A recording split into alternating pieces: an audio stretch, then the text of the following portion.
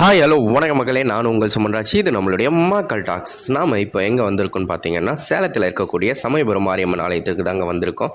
திருமணமாகி பல வருடங்களாக குழந்தை இல்லா தம்பதிகள் இவ்வாலயத்திற்கு வந்து சமயபுரத்து மாரியம்மனை மனமுருகி வேண்டி கோவிலில் தரக்கூடிய பிரசாதமான முளைக்கட்டிய பச்சை பயிரை கணவன் மனைவி இருவரும் வாங்கி உண்ண வேண்டும். மேலும் பிரதி அமாவாசை அன்று சமயபுரம் மாரியம்மன் முன்பு படைக்கப்பட்ட கும்பப்படையலை கணவன் மனைவி இருவரும் சாப்பிட்டு வந்தால் நிச்சயம் தம்பதிகளுக்கு குழந்தை வரம் கிடைக்கும் என்பது ஐதீகம். அது மட்டுமின்றி இங்கு குழந்தை வரம் வேண்டி வரும் தம்பதிகள் கருத்தரித்ததும் அந்த அன்னைக்கு நன்றி செலுத்தும் விதமாக இத்திருத்தல வளாகத்திலேயே 5, 7 மற்றும் 9 மாதங்களில் தங்கள் குடும்பத்தினருடன் மற்றும் உறவினர்களுடன் வந்து வளைகாப்பு செய்து கொள்கின்றனர்.